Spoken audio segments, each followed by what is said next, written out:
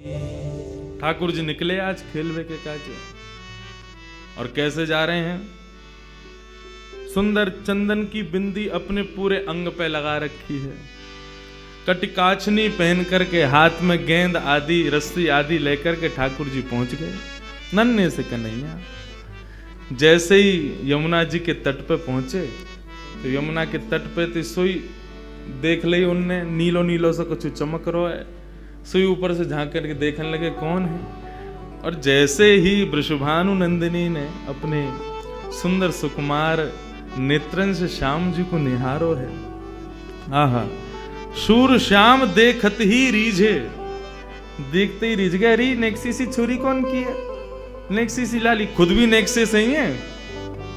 कई बार छोटे छोटे बच्चों से पूछो, उसके सामने दूसरा छोटा बच्चा उससे 6-7 महीने छोटा, उससे पूछो ये कौन है? छोटा बेबी है। वो खुद भी छोटा बेबी है लेकिन वो दूसरे को भी छोटा बेबी बोलता है। ऐसे ही ठाकुर जी, अरे इतनी सुंदर सी इतनी छोटी सी कौन की लाली आ गई यहाँ पे? कैसी सुंदर है, बिल्कुल बड़े बड़े नेत्र हैं, यहाँ के रोरी को सो चंदन लगा रखो है, गौर वर्ण है। और गौर ड्रेसिंग सेंस कितना बढ़िया है, गौर वर्ण पे नीले कपड़ा पहन के आई है। ऐसी सुंदर सुकुमारी अकेली कौन की छोरी है, कहां ते आई है? सब मन में भाव प्रकट हो रहे थे। इतने में ही सूरदास जी ने एक और पद गा दिया। आहा, सूरदास जी पूछ रहे हैं एक और पद गाओ।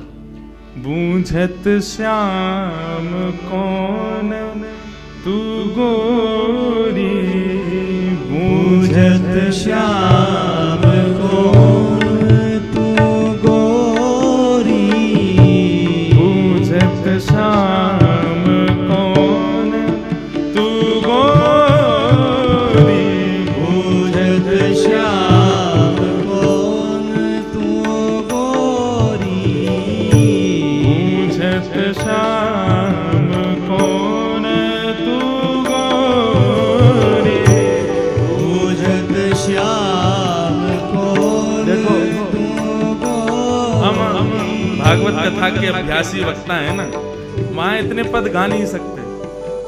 वहां तो एक आध पद गा दे दिल में तो बहुत बड़ी बात है, लेकिन 4 दिन मुझको खुली छूट मिली है, एक के बाद एक पद ही चलेंगे। क्योंकि देखो, किशोरी जी को जाननो हो, श्याम सुंदर की ब्रज की लीला में प्रवेश तो इनसे ही मिलेगो, इनके बिना नहीं मिलेगो। जैसे भागवत की कथा में श्लोक बहुत जरूरी हैं, ऐसी किशोरी जी के भाव में तो पद की विशेषता ज्यादा है। इन पदन को श्लोक से कम मत समझियो और चित्रण बनाओ अपने हृदय में। बूझत श्याम कौन तू गोरी, बूझत श्याम कौन तू गोरी, कहाँ रहती काकी है बेटी, कहाँ रहत काकी है बेटी, देखी नहीं कहूँ ब्रज में खोरी, देखी नहीं कहूँ ब्रज खोरी, देखी नहीं कहूँ ब्रज खोरी, देखी नहीं कहूँ ब्रज खोरी, बूझत श्याम कौन तू गोरी, बूझत श्याम कौन तू गोरी। तुम्हारो घर कहाँ है? कौन की लाली हो तुम छोटी सी? तुम्हारे बाबा कौन है? कहाँ तुम्हारो घर है? मैंने कभी तुमको पहले तो देखो ना यहाँ ब्रजमंडल में, कहाँ ते आई हो? मैं अपना परिचय तो दो। किशोरी जी बोली हम अपना परिचय दें? बोले हाँ।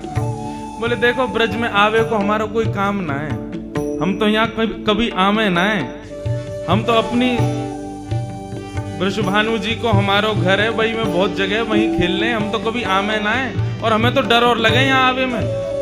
ठाकुर जी बोले क्यों, डर क्यों लगे?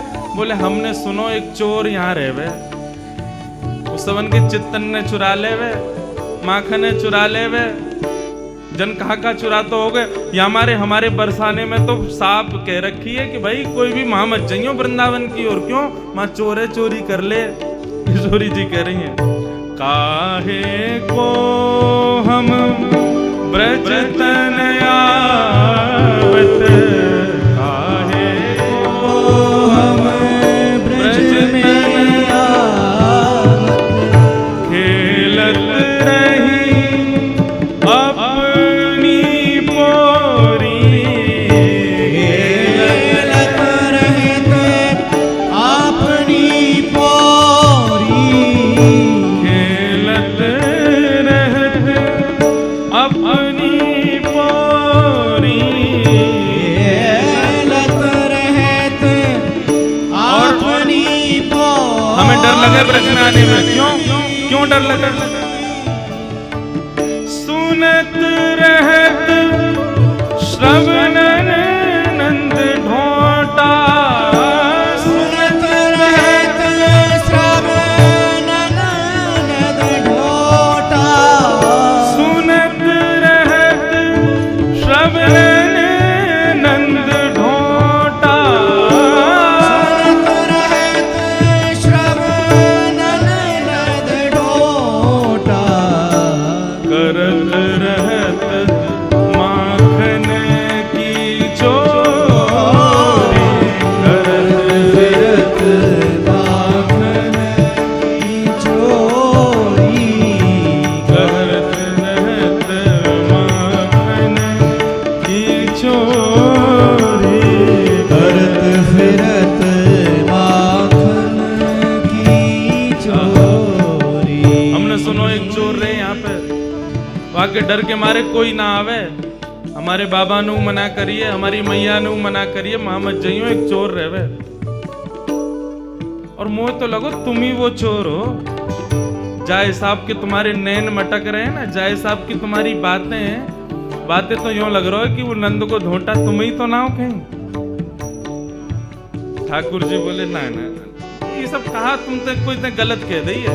लोगन को काम ही है, कोई अच्छो करवे जावे वाके पीछे पड़ जावे। और तुम बताओ, मैंने तुम्हारो कछु चुरायो? देख लो पहले ही, कछु ना चुरायो ना, तो फिर लोगन की बातन में क्यों आ रही हो? हमने तुम्हारो कछु नहीं चुराया तो फिर हमें चोर मत समझो। तुमरो कहा चोरी हम ले हो, तुमरो कहा चोरी हम ले हो, खेलन चलो संग मिली जोरी, खेलन चलो संग मिल जोड़ी, बूझत श्याम कौन तू गोरी, बूझत श्याम कौन तू गोरी।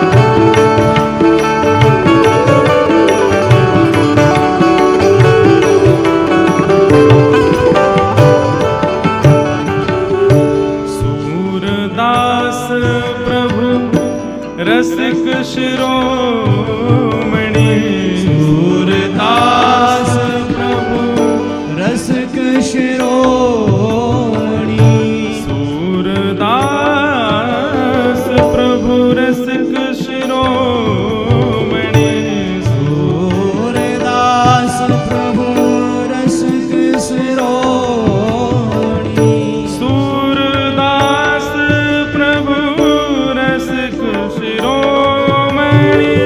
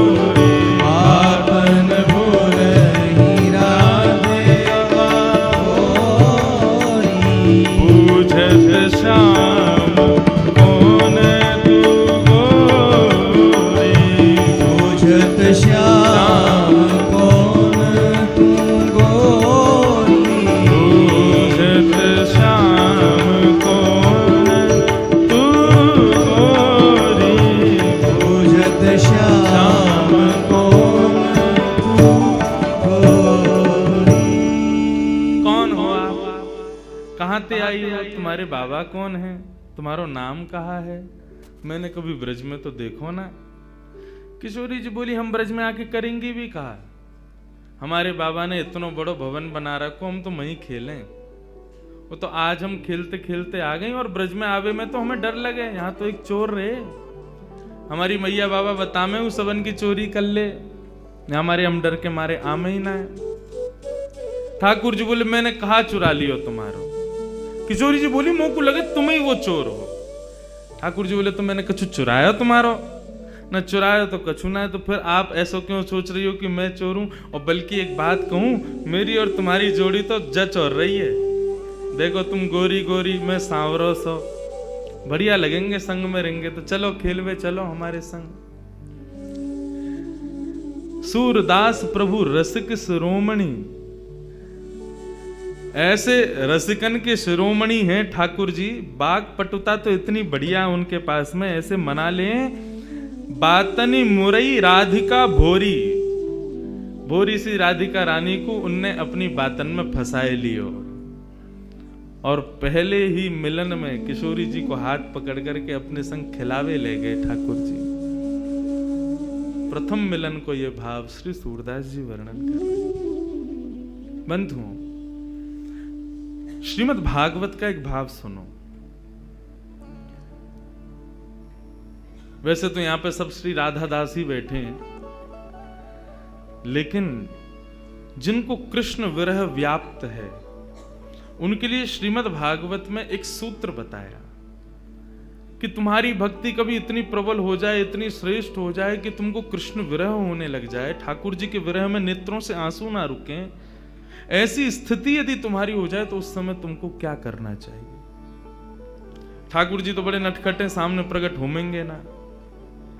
तो ये कथा भागवत में ऐसी बताई गई कि जब ठाकुर जी अपनी लीला संवरण करके गए, तब भगवान 16,100 पटरानियों को द्वारिका में छोड़ गए, 8 पत्नियों को अपने संग ले गए। उन 16,100 पटरानियों को अपने संग लेकर के भगवान के परपौत्र वज्रनाभ लेकर के वृंदावन आ गए थे। बहुत ध्यान से सुनिएगा। वृंदावन पधारे भैरव, बहुत ध्यान से सुनिए।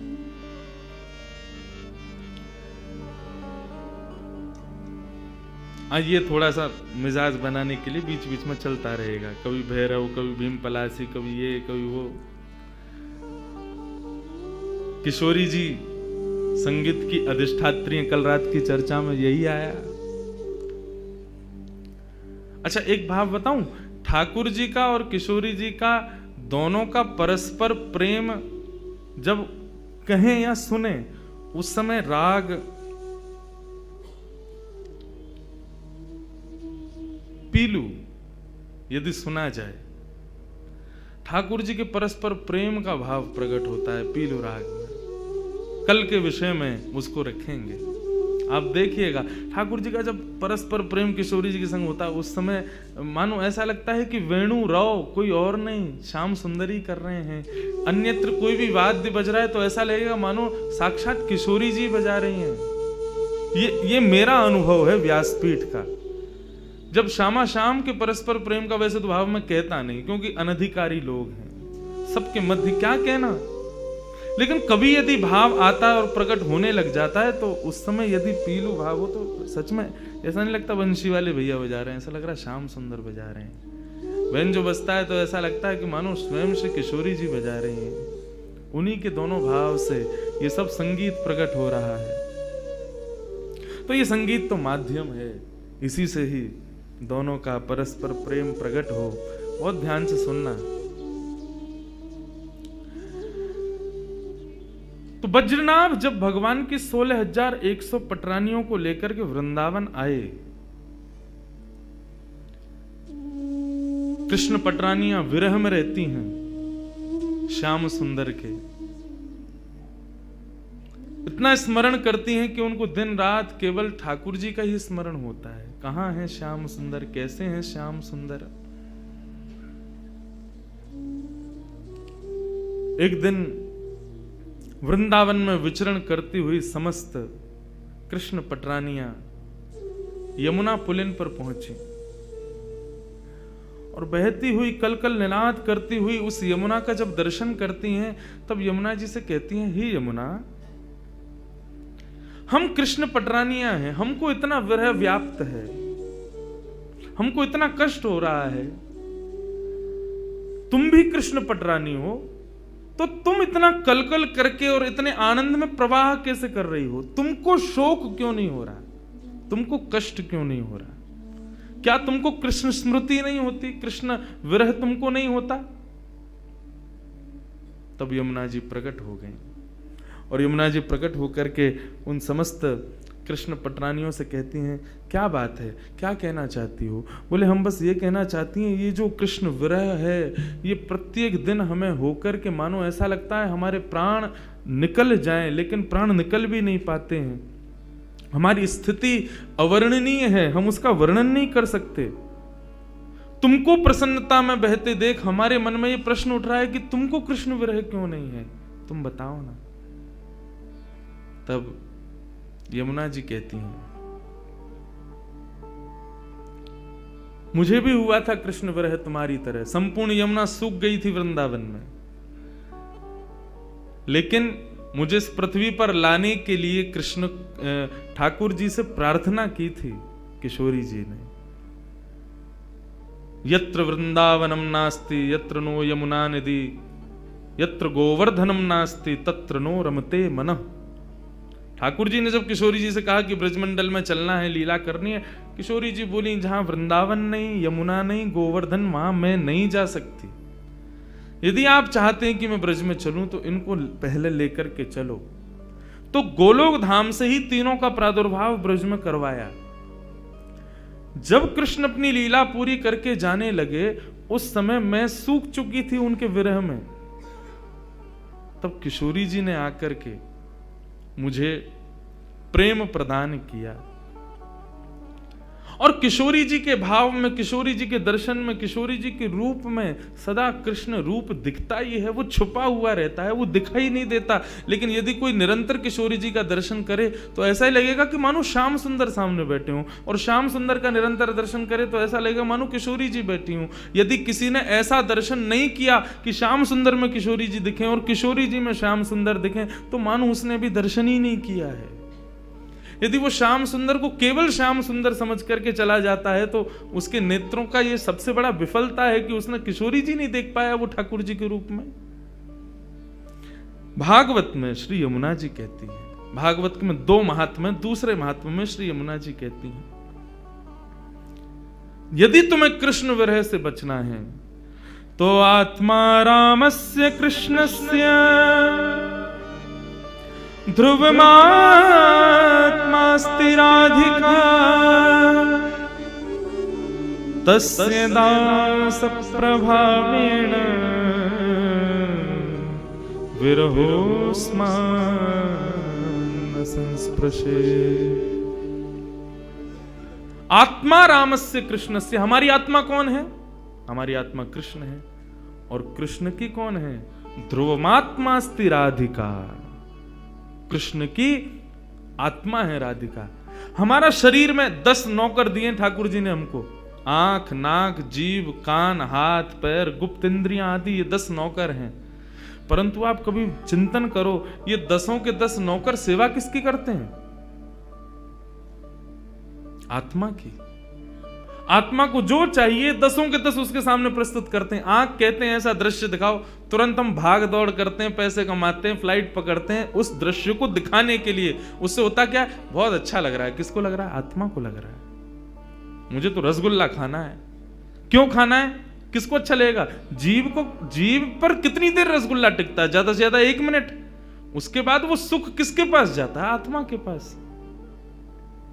गर्मी हो रही है, एसी चलाओ, त्वचा पर एसी का स्पर्श होता है, लेकिन प्रसन्नता किसको होती है? आत्मा को।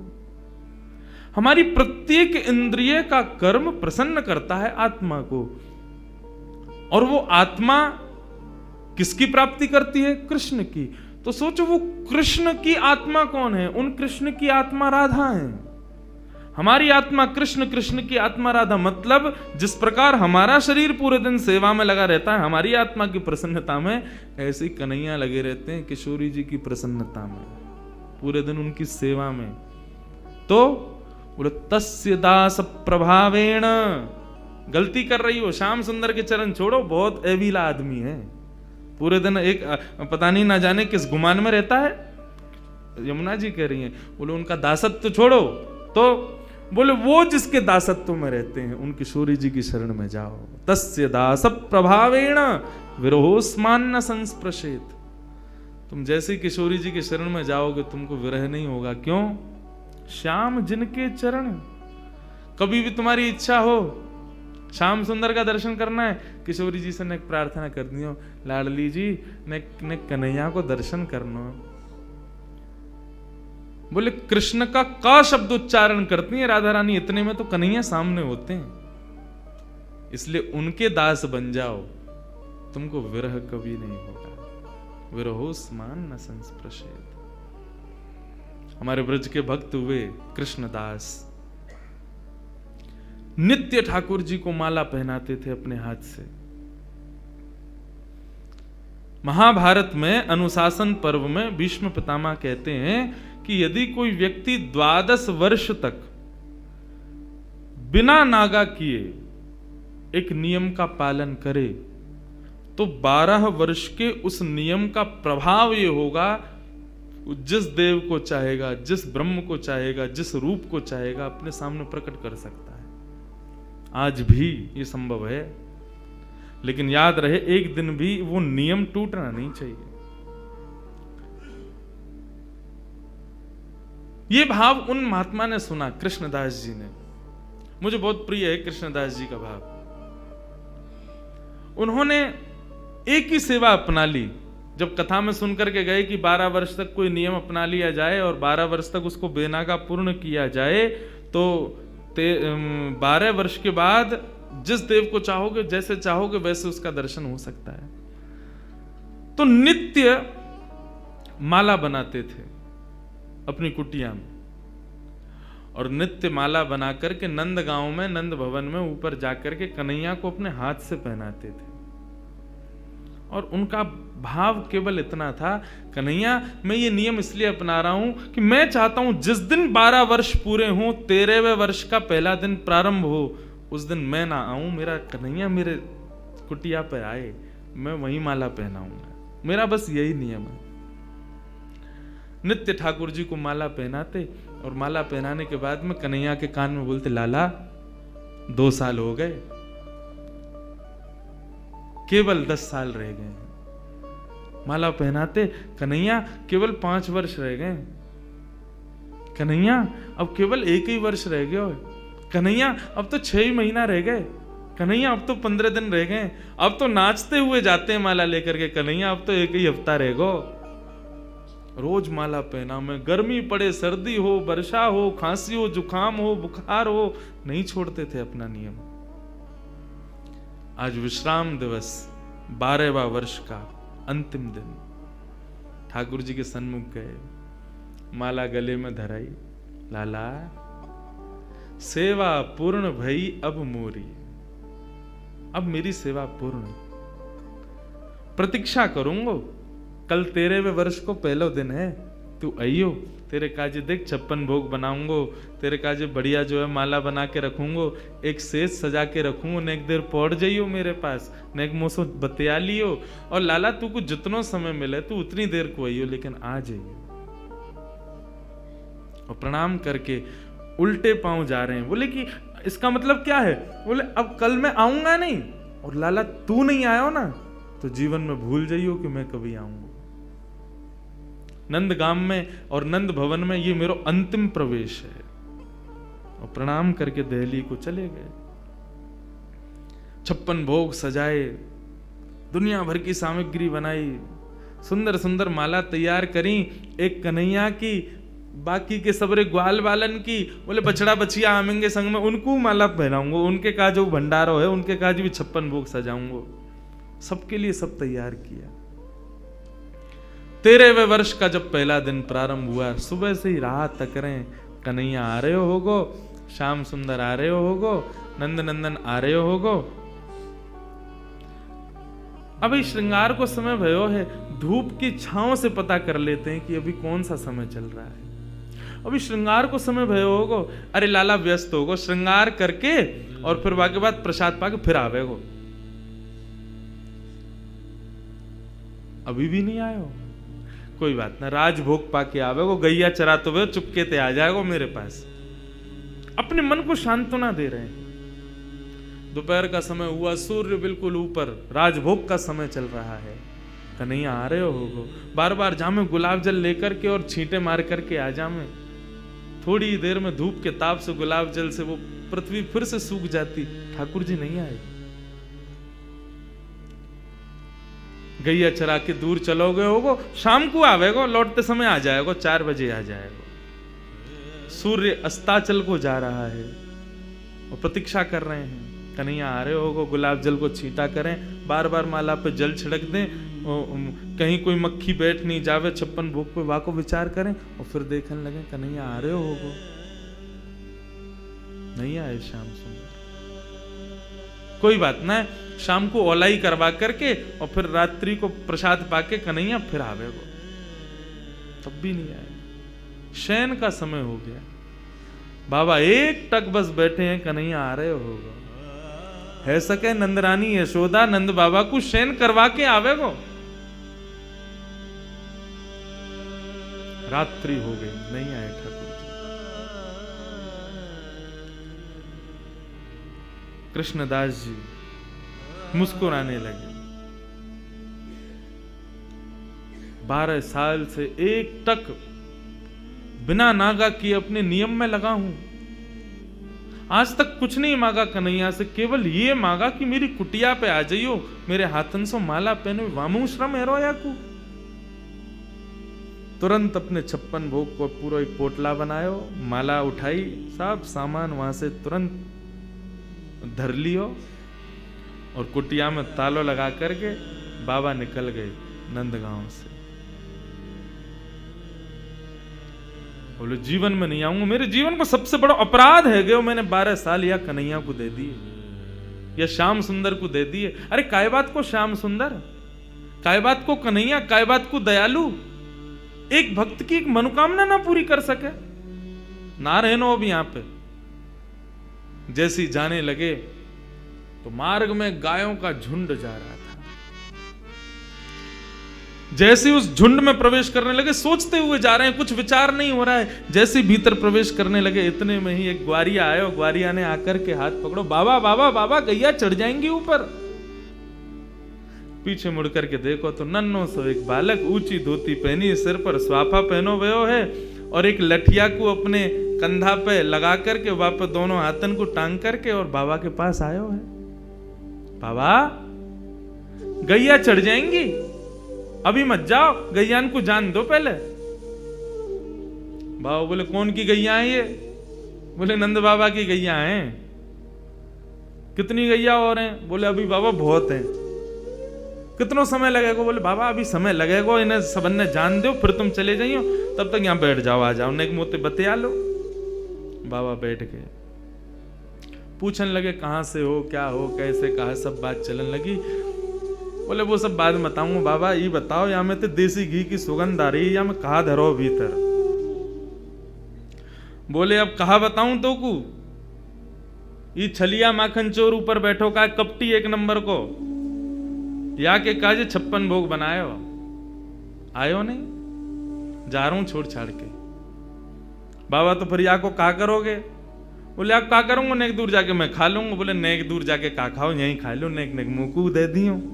बाबा बोले हाँ ठीक है भाई, चल यहीं खा लें। पोटली खोल करके सब निकाल के सामग्री और बाबा ने खाई। ले तू भी ले ले। बाबा मेरे हाथन में गोबर लग रहा है, गंदे हरे, धोबे जानो पड़ेगो, कहां ते जल लाऊंगो?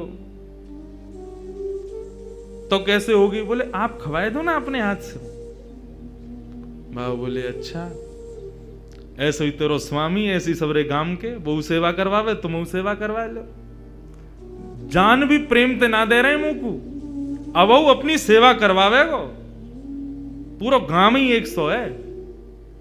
बाबा एक स्वयं पामे और प्रभा सेवा ग्वारिया को पवा में, फिर स्वयं पामे, फिर ग्वारिया को पवा में।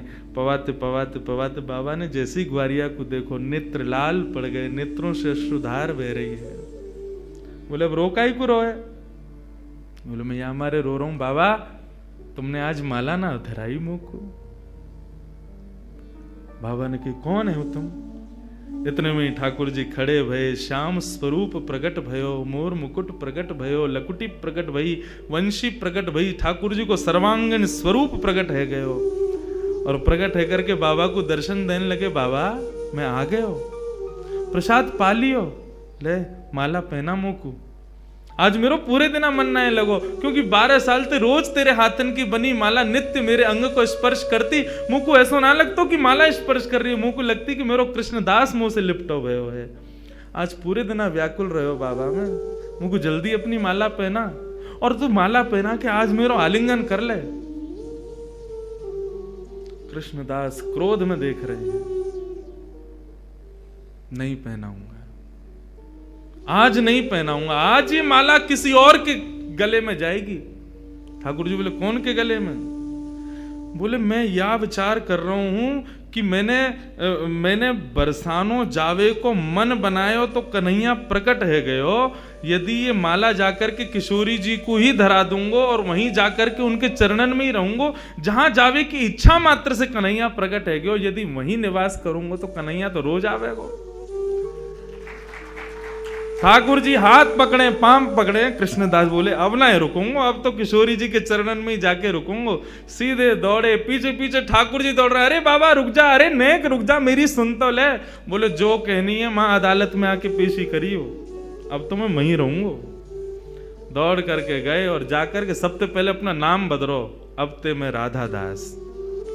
किशोरी जी के चरणन में जाकर के माला धरा दी और जैसे ही प्रणाम करके किशोरी जी को देखो है तो वही किशोरी जी में श्याम सुंदर, वही श्याम सुंदर में किशोरी जी, ऐसा भाव उनके सामने प्रकट है गयो।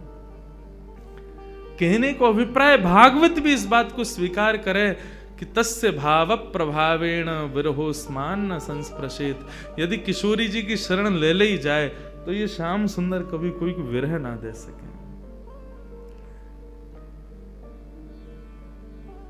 ये श्याम सुंदर नित्य किशोरी जी के ही हैं,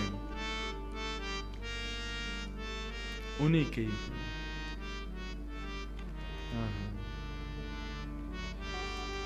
ऐसे किशोरी जी को हम बारंबार प्रणाम करें, बारंबार वंदन करें, वो हम पे कृपा करें।